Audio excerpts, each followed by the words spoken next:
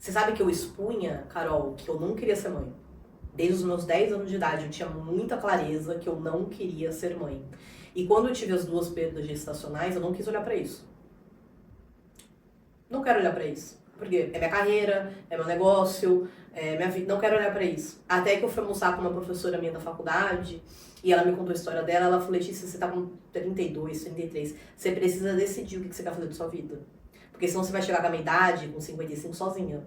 O que tá tudo bem. Mas você precisa escolher. Porque eu tava naquela vida de solteira. Solteira, vida ótima, viajando, dinheiro, ego inflado, tudo ali que eu achando que tava ótimo. Só que sabe quando falta algo? E eu também, e eu falava pra Deus, não, nunca quero ser mãe, casar nunca, jamais. Já dizia minha avó, quanto mais tarde você acha que tá pra casar, é sempre cedo. E assim, alimentando as crenças. Porque, e quando eu engravidei mesmo, da Beatrice, as pessoas falavam, a minha mãe parecia que era Copa do Mundo segundo tempo, tipo, que eu não acreditava. E as pessoas falavam, nossa, nunca te imaginava, mãe. Eu nunca neguei a maternidade, mas eu sempre falava assim, eu quero, mas não agora. Sim. Sempre postergando. Sempre postergando, né? Porque no fundo é um medo, né? Eu vejo que não é o medo do ser mãe em si. É o medo de não se aceita, é o medo de não pertencer mais, é o medo de não caber. Porque a maternidade muda. Muda demais. E eu falo que eu trabalhei durante esse processo uma questão de espiritualidade, de fé muito grande. Falo que eu me encontrei, eu venho de uma família muito católica, né? Minhas avós, meus pais, né? Aquela coisa da missa ao domingo. Meu pai, a vida inteira eu vejo ele lendo a Bíblia, a primeira coisa que ele faz, a hora que ele acorda. A minha mãe com um terço, né? E por muito tempo eu não quis aquilo. Uhum. E eu comecei a me apegar nisso. Eu falava, bom, eu preciso trabalhar um pouco mais minha fé, a minha espiritualidade. Eu preciso entender um pouco dos sinais, né? A Dani, a culturista, ela falava muito pra mim, você recebe sinais, olhe esses sinais. Não tem que ser racional o tempo inteiro. E aí, depois dessa perda, que uma coisa você não consegue engravidar, você tem um negativo, já é doído demais, mas você engravidar e perder é como se fosse um fracasso. Uhum. E aí a gente tinha um embrião, aí você falava, bom, e agora? Eu tô com 40 e... Na época acho que eu já tava com 41, fazendo 41. Porque eu lembro que o segundo negativo veio 2 dias antes do meu aniversário. E a gente falou, não, tá bom, vamos para um outro tratamento. Só que nessa hora, muita coisa já tinha mudado dentro da gente. Foi um processo. Foi um processo. Né? Dentro do casal em si, sim. Porque eu falo, tem que ter muita união, muito propósito junto, porque eu olho hoje para o meu marido e falo, ele é o melhor pai do mundo. E eu acho que nesse processo ele descobriu também que ele queria muito a paternidade. Mas como ele ia virar para mim dentro daqueles processos de resultado negativo, de perdas, e falar para mim, eu quero ser pai. Total. Era mais um peso, né, do que você já se cobrava dentro de você. E ele toda vez que eu falava, vamos para um outro tratamento, ele falava assim, olha, é isso que você quer, porque é tudo no seu corpo. Sim. Quando você ia para os outros tratamentos, é só seu chefe que sabia da empresa. Ninguém mais sabia. Aí algumas amigas, já quando eu tive a primeira perda, algumas pessoas sabiam, mas assim, ninguém sabia muito data, ninguém sabia o que estava acontecendo, sabe? Sim. Ninguém sabia, agora vai estar fazendo alguma coisa.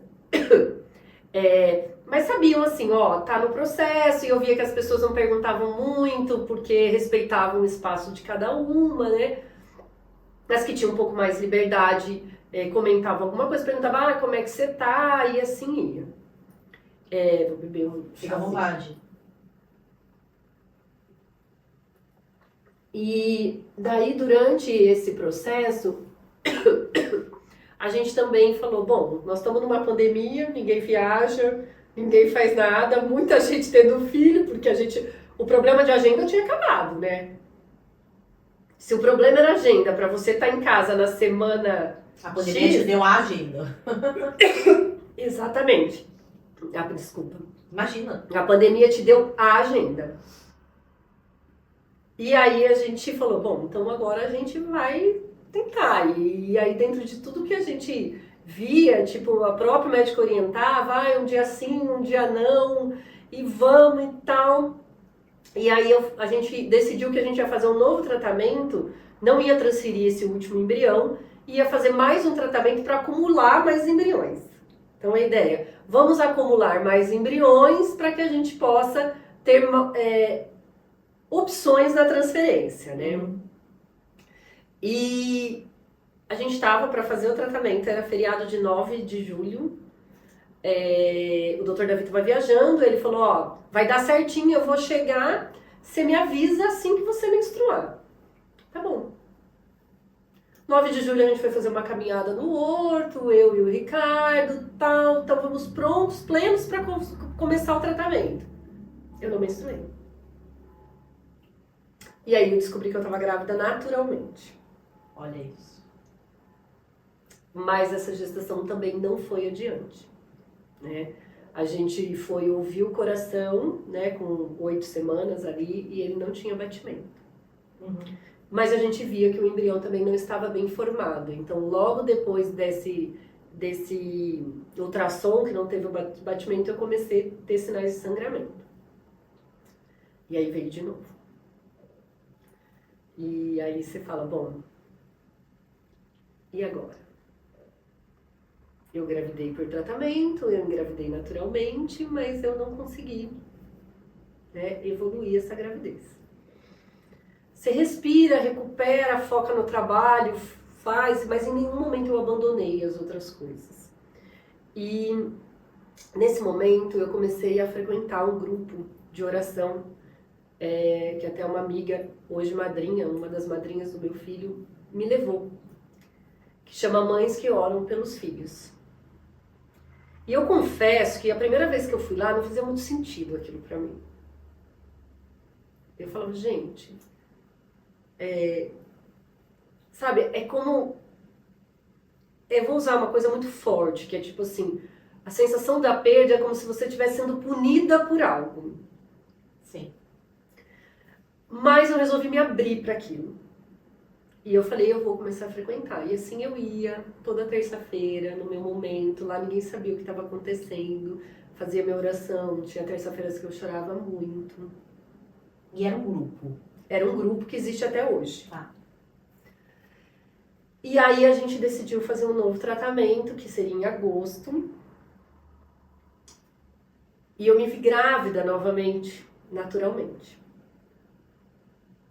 E dessa vez eu tava bem, eu não senti nada, mas a gente foi fazer ultrassom com 8 semanas e nós não ouvimos o coração do bebê. Só que aí, mesmo nas gestações naturais, o Dr. Davi nos acompanhou, até porque a gente estava num processo de tratamento. Sim. Ele falou, o embrião está formado, porque entre uma perda e outra, eu descobri uma trombofilia. Tá. Então a gente falou, bom, agora é a trombofilia, nós vamos tomar heparina, vai resolver o problema. E nessa última perda que eu tive, eu já estava tomando a heparina. Então, vocês têm noção do que é tudo isso? Porque além de tudo, você vai descobrindo coisas no caminho. Porque ninguém vai lá e te dá uma lista de 10 folhas de exame e fala, bom, primeiro nós vamos ver tudo que você tem. Exato. Porque se você tiver uma trombofilia, o risco de perda gestacional é grande. Para você ter uma ideia, o plano de saúde, ele aprova o exame da trombofilia só a partir de 3 perdas gestacionais. Eu tinha tido 2, eles não aprovaram. Né? Eu tive que custear esse exame, que não é um exame absurdamente caro, mas se você pensar numa mulher com um poder aquisitivo menor, é um exame que em torno de R$2.000. E até, Carol, te escutando, né, a gente fala aqui, a gente tá falando, né, do preço de adiar a maternidade. Então, além de todo o preço emocional que você e sua família passaram, acaba que você tem um sucesso financeiro, mas você paga um preço também por isso, né? Sim, porque daí tem que pagar exame, daí tem que... Os então não é só o preço tratamentos, emocional. As terapias paralelas, que não é um valor pequeno. Não é um valor pequeno. Então, quando a gente fala, mas existe tratamento, existe fertilização in vitro. Gente, não é para todo mundo. Exato. É para a minoria, se a gente for olhar. E mesmo para quem tem que ter dinheiro para custear. E emocional. E emocional também para custear, né? Para custear. Quando a gente fala de... Porque quando você contou sua história, era de uma mulher planejadora, vou bater minha meta, vai dar tudo certo, eu tô sozinha, pra de repente, é muito lindo esse processo no sentido de, eu tô no coletivo. Eu fui para um grupo de orações, eu tô parceira do meu marido, eu me coloquei vulnerável, aceitando terapias, então saiu daquela postura da guerreira, né? Eu já tinha passado por psicóloga e eu fui para uma psicóloga específica, né, que trata perdas, né, porque a mulher, depois que ela perde, ela tem direito a uma licença. Sim. Que, se eu não me engano, são 15 dias. Só que muitas de nós ou não sabe ou não quer. No meu caso, eu nunca quis. Eu preferia voltar a trabalhar. Isso era uma decisão minha, não da empresa, tá? Total. A empresa sempre me deixou muito tranquila no sentido, se você estiver bem, nós estamos aqui para te receber. Se você ficar em casa, tudo bem. E se você quiser vir e não se sentir bem, você pode voltar. Quando você falou com o seu chefe, você sentiu apoio da empresa ou não? Sim, muito apoio. Tá. Na verdade, por muitas vezes ele me chamou e falou, você não vai desistir, né? Legal. É bem legal você falar isso, principalmente quando é uma empresa de agro, né, que é um mundo mais masculino, tem mais homens, como você falou, e aquela coisa da nossa cabeça mesmo, né? Que a gente inventou um monte de historinha e no momento seu de vulnerabilidade estava ali a empresa. Claro que eu acho que tem empresas mais fechadas, como hoje já tem empresas muito mais abertas que já oferecem planos de benefício FIV. Benefício FIV, que eles chamam de benefício maternidade, né? Que eu acho que é um caminho ainda que precisa ser um pouco mais discutido dentro das empresas, né? E aí, nessa última perda, a gente resolveu fazer uma curetagem, que eu não tinha feito nas outras. Eu decidi deixar o meu corpo, fazer o trabalho, né? E sempre expeliu, limpou o útero, porque tem tudo isso, gente. Não pode sobrar nada no útero, para não dar uma infecção. Então, e a gente decidiu, porque o embrião estava formado, e a gente precisava entender se era uma questão embrionária ou se era mais uma questão comigo. Uma doença autoimune que rejeitava esse embrião. Então, assim, as variáveis dentro de um processo, para cada tratamento é uma estratégia. O médico ele vai mudando essa estratégia de acordo com o que o seu corpo vai respondendo. Deu certo na primeira, a estratégia deu certo. Não deu certo na primeira, a gente mexe uma coisinha aqui, é igual um negócio. Você fala, bom, o que eu vou ajustar aqui para tentar mudar o resultado disso? E assim a gente fazia. Mas quando eu comecei a engravidar naturalmente, o corpo começou a dar uma outra resposta. Né? E aí, nesse grupo de oração, eu fui me fortalecendo. E eu passei a me alimentar de histórias positivas. Então mudou, né? Daquele começo que não via histórias positivas.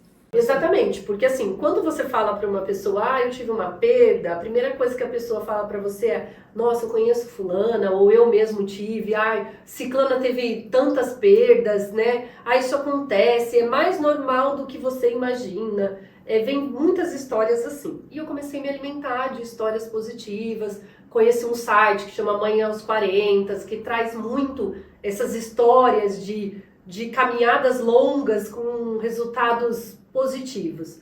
Aí você fala, nossa, mas é fácil você falar da sua história porque o seu resultado foi positivo. Eu confesso que eu não sei como eu falaria da minha história se o meu resultado final não fosse positivo. Mas eu fui me alimentando disso, me fortalecendo de fé, aprendendo a falar com Deus mais diretamente. Nós discutimos em alguns momentos e eu fui nessa caminhada. Quando eu fiz essa curetagem, foi um dia que eu fiz a curetagem no dia e no outro dia eu fui no grupo de oração. E nesse dia eu falava muito para Deus, me dá um caminho, me dá um caminho. E a gente tinha ido no médico de novo e a gente tinha decidido tentar mais uma vez. Não, mas agora você está engravidando naturalmente, então vamos tentar mais um tratamento, isso está dando uma resposta. de uma qualidade de óvulo já um pouco melhor, dentro de um trabalho nutricional, atividade física, controle de peso, um conjunto de coisas. E eu falava, me dá um sinal. E uma das pessoas que coordenava o grupo me procurou no final, falou, olha, eu vi você muito quieta, chorando, veio muito forte pra mim e eu preciso te dizer uma coisa, eu não sei a sua história, né? Você é fecunda. E aquilo pra mim foi uma resposta assim, tá bom, legal, então eu vou fazer esse tratamento. Nossa, olha, tô arrepiadíssima. Era agosto. E aí fui, me preparei e tal, aí já tinha uma abertura maior da empresa para dizer, olha, eu preciso sair, eu vou fazer esse exame em tal dia, preciso ir para Campinas e tal. E aí eu fiz o terceiro tratamento, né, em outubro de 21, né. Foi o tratamento que eu mais tive óvulos, mas foi o único tratamento que eu não gerei nenhum embrião. Então, é tipo, eu fiquei sem chão. E aí eu falei pro médico, na época ele falou, vamos então transferir esse único embrião que sobrou. Eu falei, não, eu preciso me recuperar, eu preciso olhar para mim espiritualmente, eu preciso me fortalecer, porque era como se fosse a última chance. Você começou a escutar seu corpo? Eu comecei a escutar meu corpo. Comecei a escutar meu corpo, eu comecei a olhar para mim como mulher, né? Eu aprendi a valorizar os meus ciclos menstruais como se fosse um sinal de que o meu corpo está funcionando corretamente. A Daniela falava muito para mim, abençoe seu útero. Ela falou, essa vai ser a primeira casa do seu filho. E ela falava, nós vamos chegar lá, você vai engravidar. Só que nesse momento parecia tudo muito, né? E a vida profissional vai indo, né? Eu falo que deu uma acalmada porque a gente ainda estava naquele pós-pandemia, ainda todo mundo evitando muitas coisas, né? Muitas viagens paradas, né? E numa conversa em casa a gente falou, olha, nós vamos continuar tentando naturalmente. O próprio Davi falou, vocês estão engravidando melhor em casa do que via laboratório. Então, dentro de um tratamento, também é importante a gente buscar uma clínica que ela não seja só comercial. Total. E que ela te dê segurança emocional de um ponto, olha, vamos tentar em casa. O tratamento tá aqui, a gente pode tentar de novo. Para eles é ótimo, mas é só isso. Existe uma carga emocional da mulher, do homem também. Sim. Né? E dentro desse período a gente já tinha olhado para várias coisas, né? A gente tinha feito um trabalho com crianças para entender a adoção e a gente definiu que pra gente não cabia, né? É lindo, mas não é para todo mundo, gente. Sim. Não é só querer ter um filho, né? Aí a gente olhou para a ovo-doação. Então a adoção não era uma opção para mim, a ovo-doação não era uma opção para o meu marido.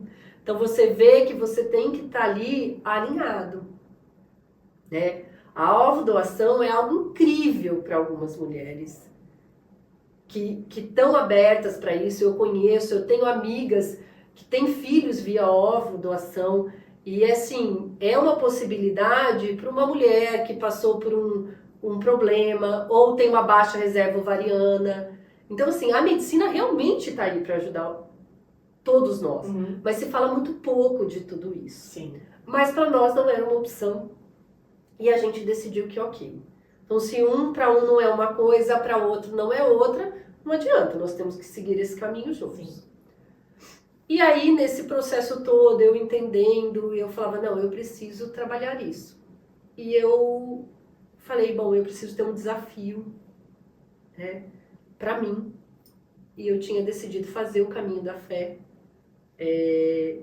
em junho de 22, né, isso foi final de 21, eu com 41 anos, fazendo 42, porque eu faço aniversário em dezembro.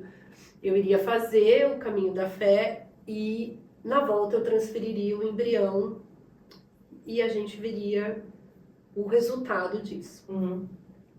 E eu comecei a treinar, né, para esse caminho da fé, novembro, dezembro, janeiro.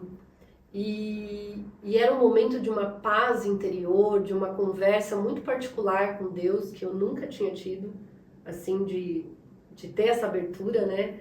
Porque eu falo, a gente se agarra em Deus a hora que o negócio aperta. Mas diariamente a gente não... Eu, pelo menos, não tinha o hábito de conversar com Ele. E eu fui acalmando o meu coração. E eu percebi que eu precisava fazer uma entrega, que não é fácil para mim. É como se falar assim, olha, você entra no meu carro, mas você vai como passageiro. Porque dirijo eu. Porque a minha vida sou eu que estou guiando. E eu entreguei, falei, olha, eu peço para que você não me diga o momento de parar. Eu não peço para você tirar a vontade de ser mãe. Eu peço para que você me dê força para eu seguir até onde eu deva seguir. Entregou o controle. Eu entreguei o controle. E foi um momento assim que para mim foi... Eu falo que eu recebi uma proteção e uma clareza de que essa entrega ela traria alguma coisa para minha vida. E aí no final de janeiro de 22 eu descobri que eu estava grávida do Mateu. Uma gravidez de uma gestação natural aos 42 anos. E o Mateu nasceu um ano depois, exatamente um dia depois da gente ter recebido o resultado do último tratamento que não tinha gerado nenhum embrião. Então, saudável, né? Uma criança muito especial, mas foi uma gestação com muito receio. Então, mais uma vez, olha, eu descobri que eu estava grávida em janeiro, e em fevereiro, final de fevereiro, se eu não me engano, começo de março, tinha a convenção de vendas da empresa. Era o primeiro evento pós-pandemia que ia reunir a equipe toda dentro de um ambiente que normalmente é num hotel. Né? Quando eu contei para o meu diretor que eu estava grávida, ele falou, bom, na convenção você não vai. E também as viagens desse ano, né? Ele falou, porque não quero te expor, porque caso ocorra algo, né, eu não quero que você sinta que tipo, foi porque eu estive aqui, ou porque, né? Sim, claro. Então eu acabei não indo na convenção, as pessoas não sabiam, só algumas pessoas mais próximas, famílias, algumas amigas de trabalho muito pontual, eu acabei contando que eu estava grávida, que eu não iria. Nós falamos que eu não estava bem, que eu não iria, eu estaria trabalhando no suporte por aqui. E assim a gente fez, né? Então, eu tive muito apoio da empresa em si nesse processo, né? Mas foi uma caminhada cheia de entregas, de você perde o controle, você tem o controle, né? Sim.